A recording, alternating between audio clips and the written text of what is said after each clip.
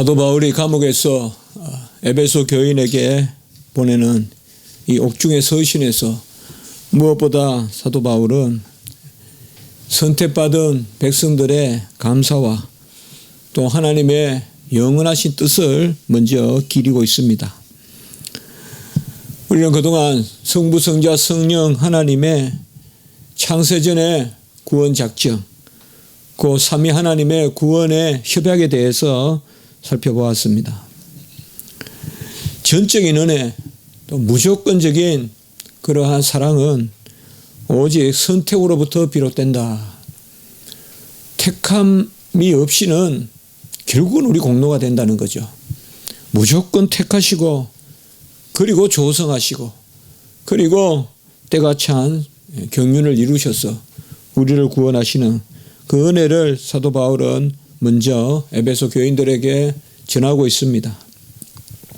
그리고 오늘 말씀에서는 에베소 교인들의 사랑과 또 믿음, 그것을 감사하고 또 이를 두고 기도한다라고 이렇게 말하고 있습니다. 15절에 이로 말미암아라고 한 것은 앞부분 전체를 뜻한다고 볼 수도 있고 또 특별히 14절에 그의 영광을 찬송한다라는 이러한 바로 앞부분의 내용을 특징해서 볼 수도 있을 것입니다. 그러나 전체적으로 이로 말미암아라고 하는 것은 좀 더 우리가 넓게 봐서 크게는 3절부터 14절까지 계속 진행되는 성부와 성자와 성령의 그러한 창세전의 구원 작정의 그 경륜이 이제 우리에게 나타났으므로 또 너희에게 역사함으로 이로 말미암아라고 이렇게 우리가 볼 수가 있겠습니다. 사실상 우리가 감사하고 또 기뻐하고 하는 것은 하나님이 모든 일을 다 이루시고 또 처음과 끝이 되셔서 다 행하시기 때문에 그것으로 말미암은 것입니다. 우리가 무엇을 했기 때문에 감사하고 기뻐하는 것이 아니라 하나님이 친히 하셨다는 것이죠. 주 예수 안에서 너희 믿음과 또 모든 성도를 향한 사랑을 나도 듣고라고 이렇게 말하고 있습니다. 주 예수 안에서 너의 믿음, 이런 표현은 조금 우리에게 낯설기도 한데요.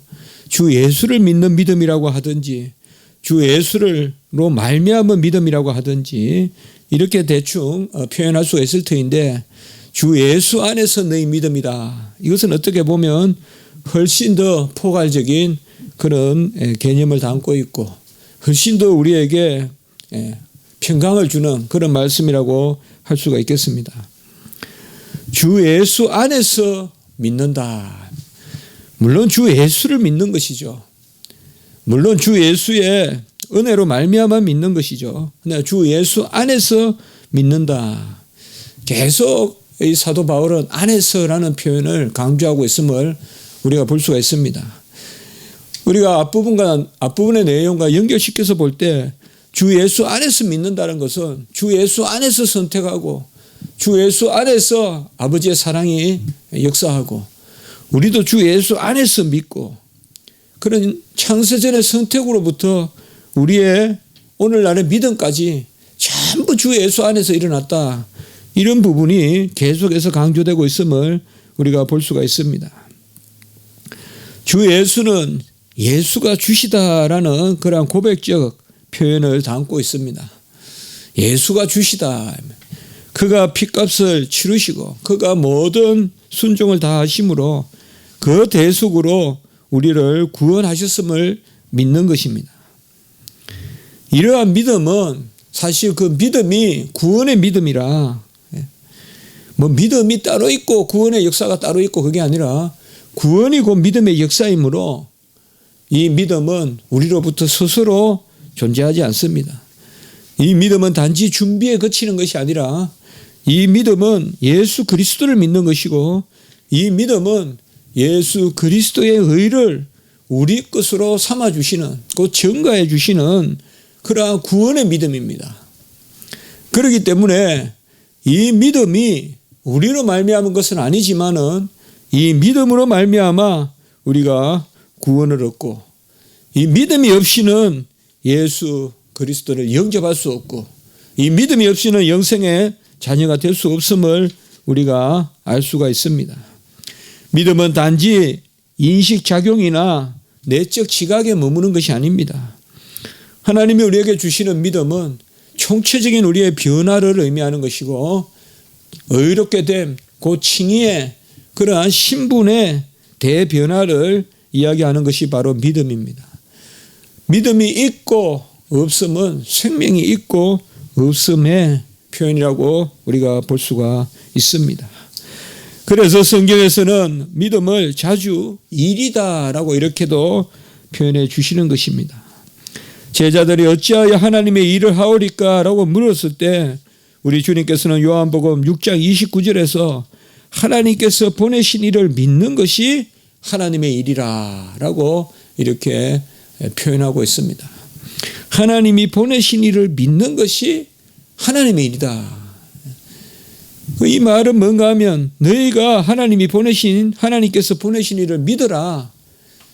그것이 너희 할 일이다. 그러면서도 그게 하나님의 일이다. 이것은 하나님이 원하시는 일이라고도 볼 수 있고 또 하나님이 하시는 일이라고도 볼 수가 있습니다.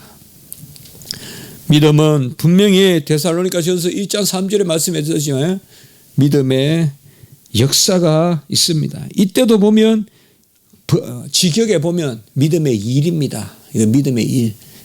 다 헬라어로는 에르곤이라는 단어를 쓰는데 바로 믿음의 일.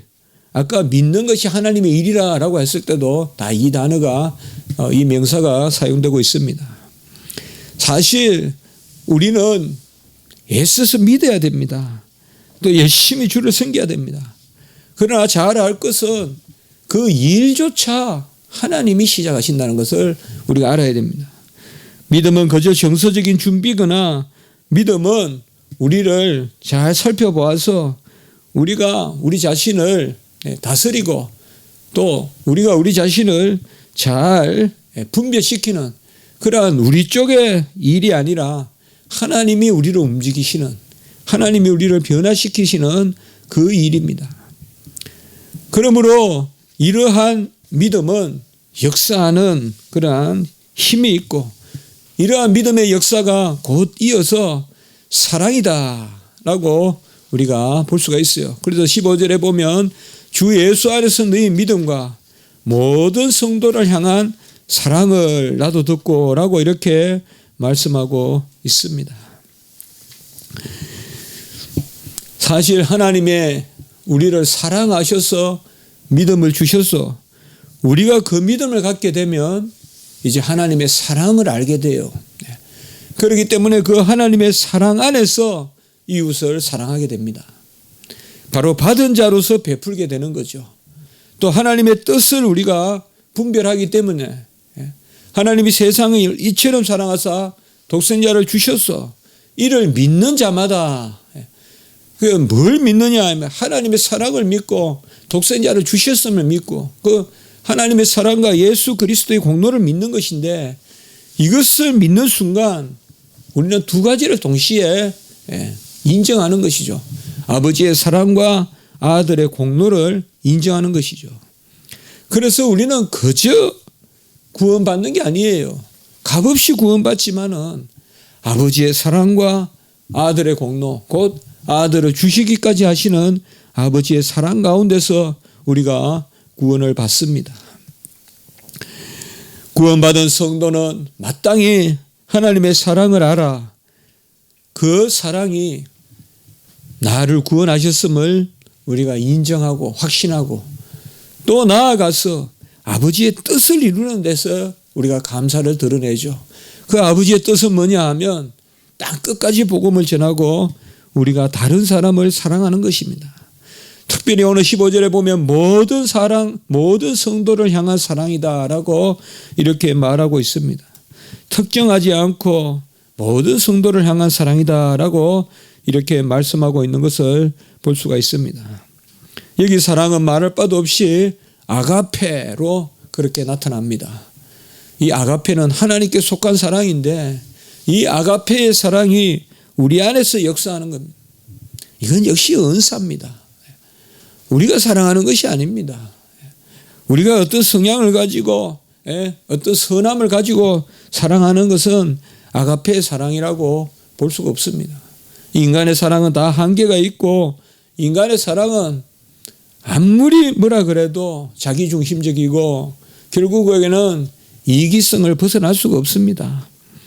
결국 인간의 사랑은 연약한 가운데서의 사랑이기 때문에 자기 자신을 먼저 채우지 않고는 남을 사랑할 수가 없습니다. 그건 당연한 것이거든요. 나를 먼저 채워야 되는 연약함이 있기 때문에 인간은 다른 사람을 온전히 사랑할 수 없습니다. 오히려 다른 사람에게 의지해서 나를 세워야 되는 것이 바로 사람 아닙니까? 다른 사람을 의지해서 존재하기 때문에 우리는 다른 사람을 절대적으로 사랑한다고 볼 수 없습니다. 끊임없이 사랑이라는 이름으로 다른 사람들 것을 요구하는 것이 오히려 우리 인간이라고도 볼 수 있어요. 많이 사랑한다 하면서 결국은 자기가 그것을 다 취하지 못해서 몸부림치고 결국은 자기를 채우려고 남을 사랑한다고 자꾸 표현하는 그런 이기성을 우리가 보여주지 않습니까? 그러나 여기에 말하는 사랑은 아가페의 사랑은 그런 사랑이 아닙니다. 기본적으로는 내가 채워지는 사랑입니다. 이미 채워진 사랑이에요. 이것은 하나님이 우리에게 주시는 그 사랑을 받음이 없이는 불가능합니다. 하나님이 온전히 우리를 보호하시고 전능하시고 전지하신 하나님이 우리를 사랑하시는 그 사랑 가운데서 우리가 사랑할 때만이 끊임없이 사랑할 수 있고 나를 불살라 사랑할 수 있습니다. 이런 것이 사실 우리 인생에서 가장 중요한 영역이다라고 볼 수가 있죠. 얼마나 이기적인 사랑이 많습니까? 사랑의 이름으로 얼마나 많이 남의 것을 오히려 취하려고 듭니까? 사랑한다 하면서 남을 구속하고 사랑한다 하면서 남을 힘들게 하고 사랑한다 하면서 남의 인생을 내 인생같이 그냥 소유로 삼아버리고 이런 것들이 얼마나 많이 나타납니까? 사랑한다는 동기를 가지고 무슨 요양원을 하고 무슨 아이들을 모아서 그 아들을 돌본다 하면서도 그 결말이 비참한 것을 얼마나 많이 봅니까? 처음에는 보호하려다가 결국에는 뭐예요? 자꾸 나를 쌓게 되는 거죠. 내 업적을 쌓게 되고 아마 그런 사람들도 처음에는 다 좋게 생각했을 수 있어요. 그래서 무슨 고아원을 개원하고 저도 옛날에 고아원에 가봤지만은 다 보이더라고요. 그들이 그렇게 사랑하는 모습만은 안 하더라고요. 그들도 이미 지쳐 있더라고요. 지쳐 있어요. 지쳐 있으니까 고아원 아이들이 새로운 사람들이 들어가면 몰라 제가 보기엔 그래요.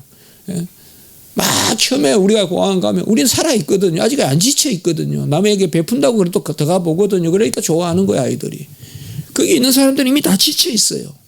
그 사람들만을 탓할 수가 없어요. 그 사람들은 지쳐 있어요, 이미. 끊임없이 그 아이들을 돌보고, 그 노인들을 돌보는데 지쳐 있죠. 이런 사랑은 결국은 우리가 남을 끝까지 사랑할 수 없어요. 처음에는 자기가 해요. 명분은 자기가 가져요. 그러나 끝내는 자기 명분을 삼고 자기 보호하고 그러다 보니까 나중에는 돌보고자 하는 아이들이 자기의 수단이 되어버리는 거예요. 자기의 명예의 수단이 되고 자기의 이름을 내는 수단이 되고 그러다 보니까 아이들은 도구같이 사용되고 보이지 않는 데서 억압을 당하고 맞고 말로 할 수 없는 인권 유린을 당하고 이런 것들을 볼 수가 있습니다. 하나님의 사랑이 아니고서야 쉽게 남을 사랑한다고 나서지 말라는 것이 어떻게 보면 우리가 하나님 앞에 정직하게 이야기해 보잔 말이에요. 내 사랑으로 누구를 얼마나 사랑할 수 있냐 이 말이에요. 끝내는 남을 사랑한다 하면서 남의 것을 취하려고 하고 진짜 남을 사랑해서 그게 아니라 나를 위해서 끝없이 그 사람을 내 옆에 두려고 몸부림을 치고 그게 안 되면 아주 앙탈을 부리고 이런 것들이 우리의 모습이 아닌가. 우리가 요한일서 4장 11절에 보면 사랑하는 자들아 하나님이 이같이 우리를 사랑하셨은즉 우리도 서로 사랑하는 것이 마땅하도다. 분명히 알 것은 하나님이 우리를 사랑하셨다는 그로부터 사랑이 출발됩니다. 산의 나무 하나도 그냥 봐줘야지 내 것으로 삼으려고 하면 이미 나무도 굽어버려요. 네. 나무도 그냥 두면 잘 자라가요. 태양을 향해서. 그걸 내 것으로 삼으려고 새끼줄로 묶고 내 쪽으로 끌어당기면 나무는 굽어버려요. 네. 가만히 두면 잘 자라는 것을 내가 사랑한다 그러면서 오히려 침해하고, 요새 그런 것들을 얼마나 많이 봐요. 저는 우리나라 교육도 이런 부분에 좀 생각해 봐야 된다고 생각해요. 하나님이 다 기르신다라고 고백하면서도 얼마나 하나님이 없는 같이 자녀들을 교육시키냐 이 말이에요. 마치 부모가 자아 교육을 시켜서 끝을 내야 되듯이 그렇게 하니까 아이들의 창의성이 떨어지고, 이렇게 겪어보면 전부 다 수동적이고 피동적이고 시키는 것만 하고, 결국 왜 그러냐 이 말이에요. 잘 놔두면 창공을 향해서 자라갈 것인데, 물론 돌봐야 돼요. 보호해야 돼요. 그러나 우리가 중심을 잘 둬야 돼요. 우리 사회는 분명히 교육이 바뀌어야 돼요. 교육이 바뀌어야 돼요. 이것은 인간 교육이 아니에요. 무슨 동물을 키우고 식물을 키우는 교육이지, 온실의 교육이지 인간 교육이 아니에요. 물론 부모님들 사랑하는 마음을 가지고 있어요. 그러나 그 마음을 가진 것과 진실과는 달라요. 성경은 우리에게 그걸 분명히 말씀하고 있어요. 요한일서 4장 12절 바로 다음 절에 보면 우리가 서로 사랑하면 하나님이 우리 안에 거하시고 그의 사랑이 우리 안에 온전히 이루어지니라. 이 말이 뭐예요? 우리가 남을 사랑할 때 내 것을 베푸는 거나 이런 차원이 아니라는 거예요. 우리가 남을 사랑할 때 하나님의 사랑이 우리를 채워준다는 거예요.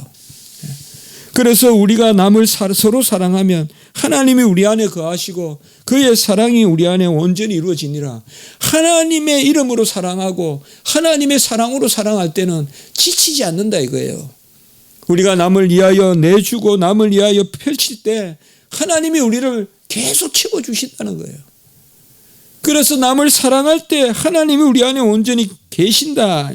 요한일서 4장 16절에 보면 하나님은 사랑이시니 사랑 안에 거하는 자는 하나님의 안에 거하고 하나님도 그의 안에 거하시니라. 결국은 우리가 하나님의 이름으로 누군가를 사랑할 때, 그 아가페의 사랑을 할 때 하나님이 우리 안에서 그 사랑의 주어가 되어 주신다. 이것을 우리에게 말하고 있습니다. 사랑하면서 왜 괴로워합니까? 사랑하면서 왜 허덕입니까? 그것은 결국 내가 사랑이라는 이름으로 취하려고 하기 때문에 다른 사람을 온전히 보호하고 그 사람을 하나님께 맡기고자 하는 마음을 가져야 돼요. 그래서 저는 사랑하는 마음과 오늘 찬송 드렸지만은 전도하는 마음은 다르지 않다고 생각해요. 하나님을 소개하고 하나님이 그 안에서 살게끔 우리가 안내하고 그것이 사랑의 핵심이지, 내가 무슨 그 사람을 삶을 주장하고 이건 결코 안 되거든요. 우리가 주님의 이름으로 내 소유를 삼으려고 할 때 얼마나 큰 부작용들이 많이 일어납니까? 그런 것들을 많이 봐요. 주의 목회자들도 성도를 내 소유로 삼으려고 해서는 안 돼요. 내가 무슨 목회자가 뭘 성도들을 그렇게 사랑합니까? 무슨 능력이 있어서 성도들을 그렇게 사랑해요? 성도들은 목사님 사랑하지 않습니까? 왜 그렇게 일방적으로 자꾸 그렇게 이야기합니까? 하나님이 서로 사랑하죠. 하나님이 나를 사랑하고 하나님이 성도를 사랑하고 하나님이 우리가 땅끝까지 가서 복음을 전할 때 사랑해서 우리가 사랑할 때 하나님이 우리 안에 온전히 거하는 것. 그래서 진짜 사랑하는 사람은 결코 수고를 말하지 않는다고요. 내가 이로 말미암아 기쁨을 누렸다라고 이렇게 말하고, 내가 남을 사랑했다라는, 진짜 남을 사랑하는 사람은 그로 말미암아 내가 온전해졌다라고 이야기하지, 내가 얼마나 그를 사랑해서 희생하고 내가 그를 얼마나 사랑해서 내 몸이 이렇게 됐고 내가 얼마나 그를 사랑해서 이렇게 피곤하고 이렇게 말하지 않는다는 것이죠. 세상에는 그러한 사랑이 많이 식어가고 있어요. 부모들도 그런 사랑이 많이 식어가고 있고 자식들도 그런 사랑이 많이 식어가고 있어요. 너무 헤아리기에 바쁜 사랑들을 하고 있어요. 오늘 여기에서 말하는 것은 저는 초대교회에서의 믿음과 초대교회에서의 사랑을 우리가 좀 생각해 봤으면 좋겠다는 거예요. 이런 옥중 서신들이 우리에게 보여주는 것은 초대교회의 신앙이거든요. 그들의 믿음은 무엇이었으며 그들의 사랑은 무엇이었는가. 정말 떡을 떼고 있는 것을 없는 것을 나눠서 주고, 왜 그들은 그렇게 했는가. 특별히 16절에 보면 기도하면서 너희로 말미암아 감사하기를 그치지 아니하고 라고 이렇게 말하고 있습니다.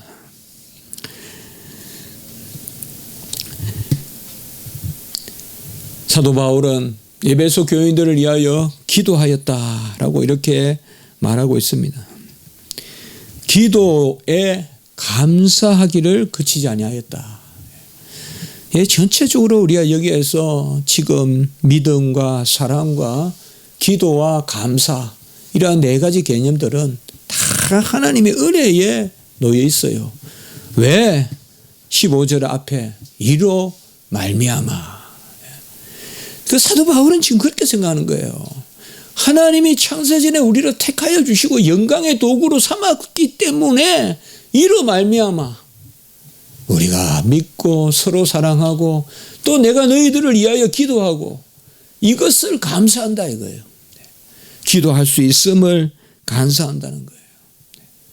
아마 우리가 좀 더 남을 위해서 기도할 걸, 좀 더 남을 위해서 하나님 앞에 간구할 걸, 이런 것이 우리 인생의 아쉬움일 수 있습니다.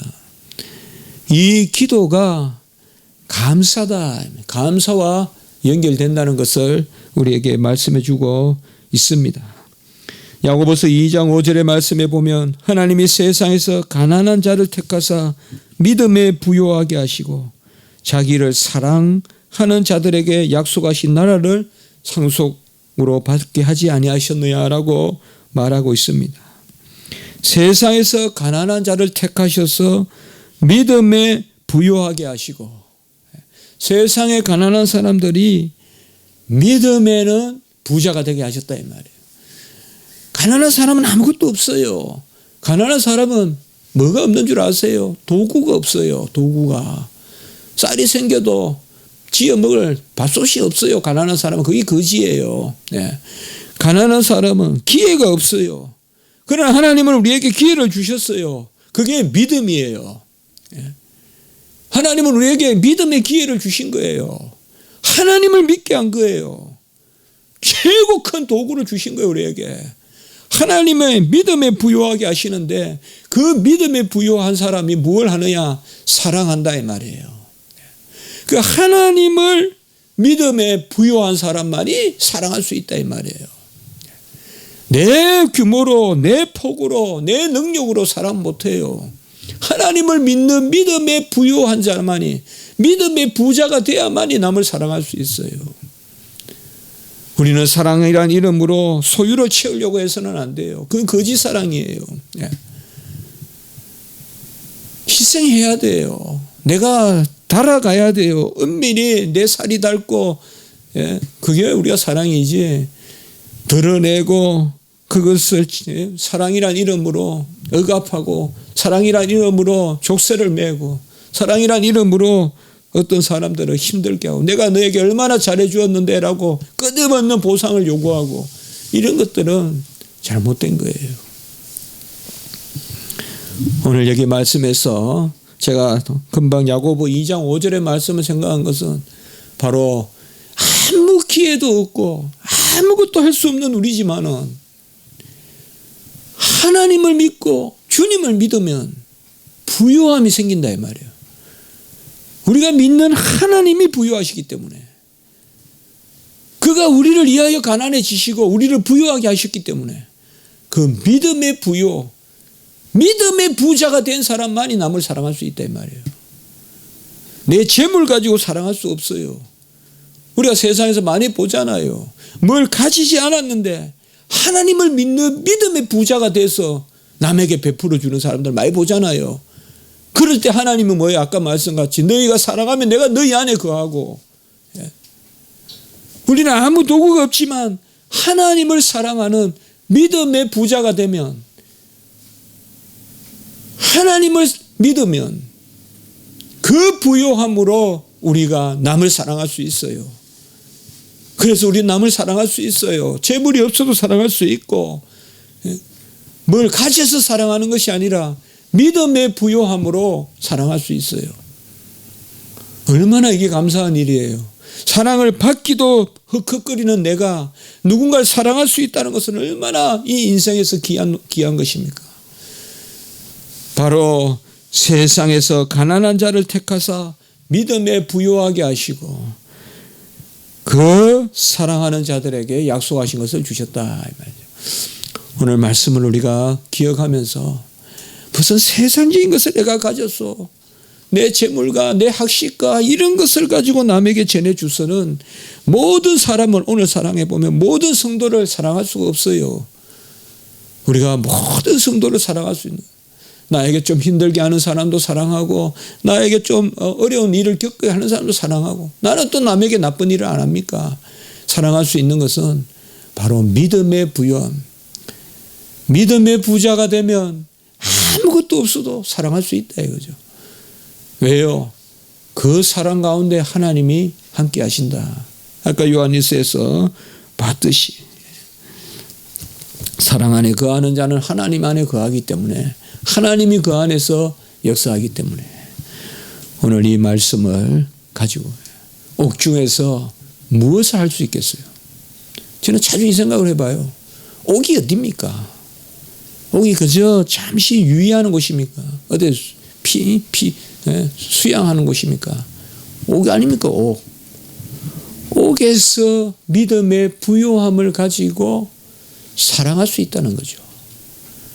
아무것도 없는 옥이라도 우리가 믿음이 있으면 사랑할 수 있어요.